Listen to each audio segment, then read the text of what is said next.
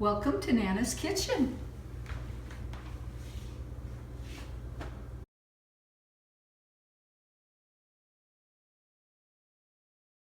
Today we're going to make Marmee spread. You'll find that in Volume 1, not to be confused with Volume 2. This is the recipe.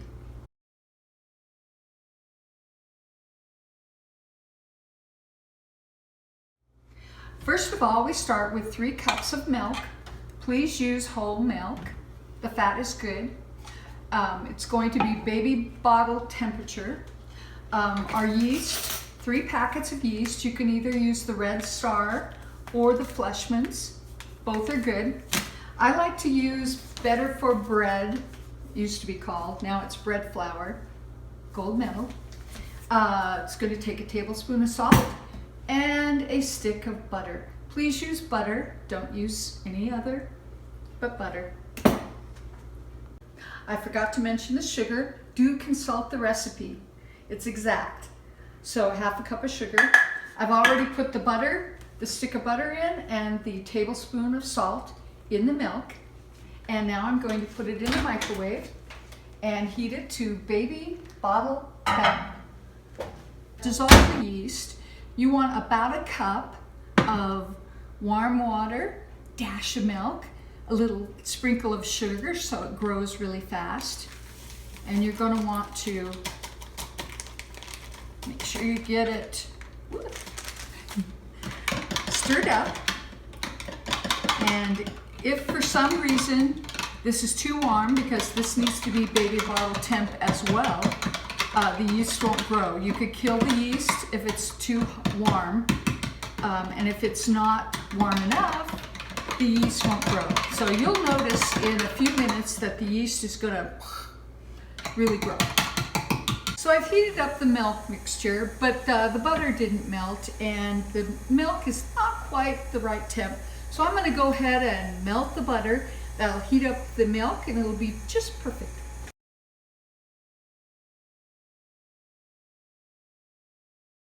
So I poured the mixture, the milk, sugar, butter, salt, into my mixing bowl, and we are ready to start.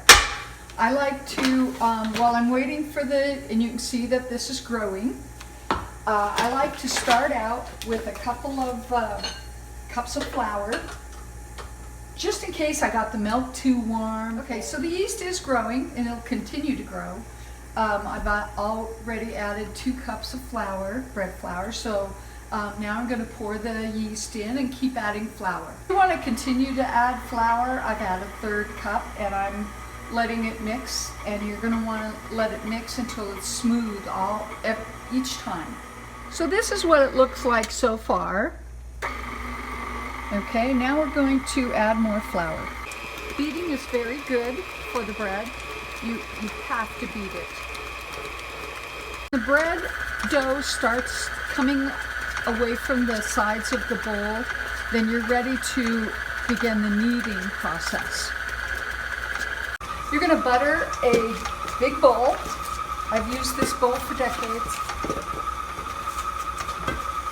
And you can see that the bread is still mixing itself. You want it really smooth and you can't mix too much.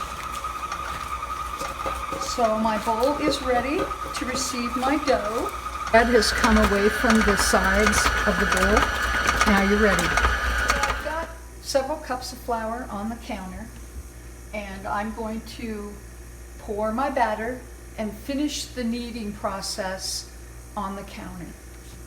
Okay, so now we're ready, and we're going to incorporate the rest of the flour. So pull the edges, pull the flour into it, and knead hard. You can't knead it too hard. And you see how the dough is bouncing back? It's perfect.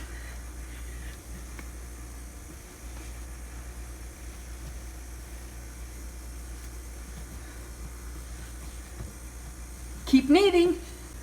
Incorporate the flour so the dough is not going to be sticky anymore. And you have to knead hard, all your strength. How long I can do this, I don't know.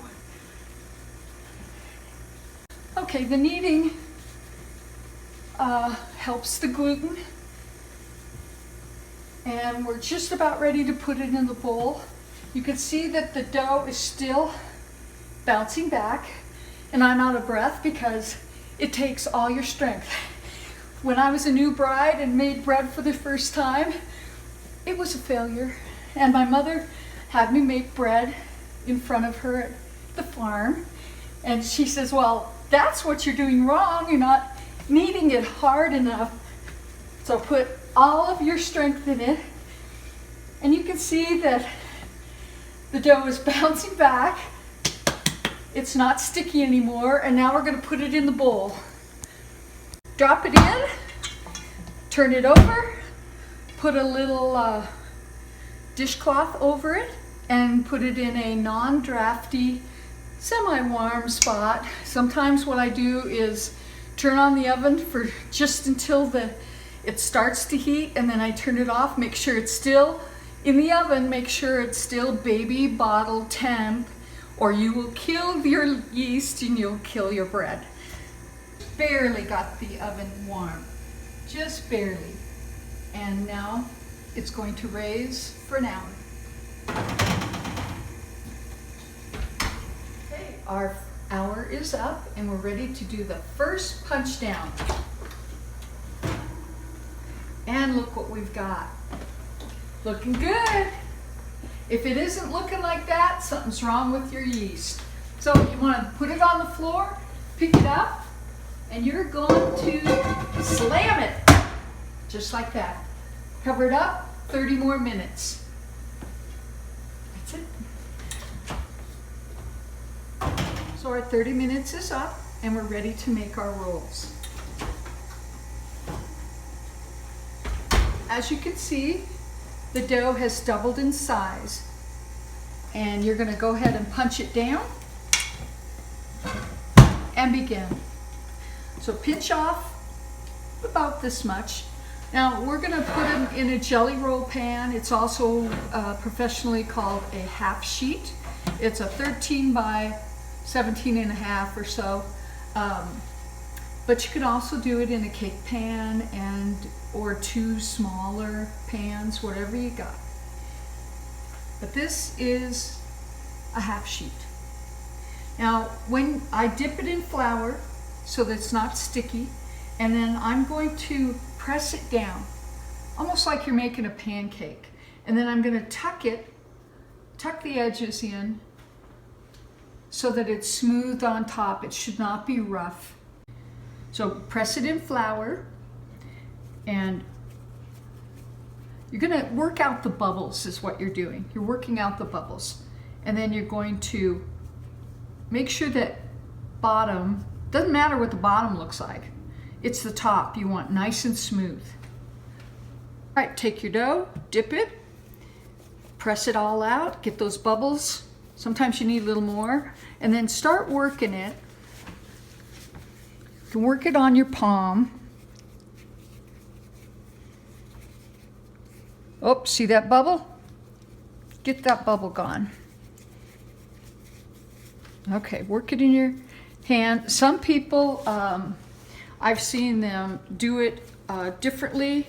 You can roll it on the, but that doesn't work too good for me.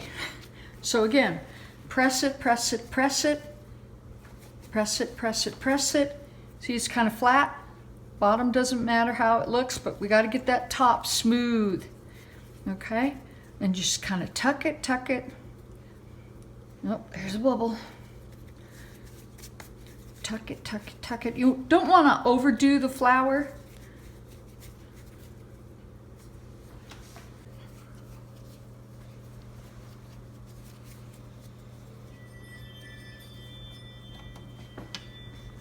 So you can see I've got 5 across, 7 down.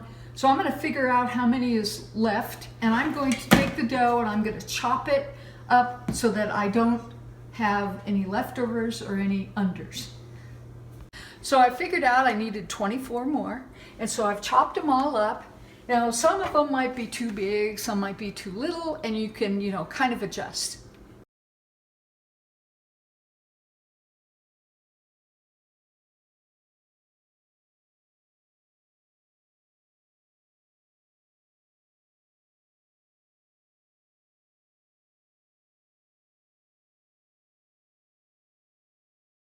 All right, so now we have our pan is full, and we're going to cover it. Now we're going to let it raise for 30 more minutes. All right, so we've let the bread raise for 30 minutes, and we're ready to put it in the oven. You can see that it's raised just about where you want it when it comes out, although it'll be even higher. That's good, dear. 350 for 30 more minutes. All right, so the bread just came out. I took it out maybe 2 minutes earlier, and you want to butter the tops, just like this. Can you have too much butter? Never too much butter. Ooh. And one thing you got to remember is you don't want it to sit in the pan to totally cool off.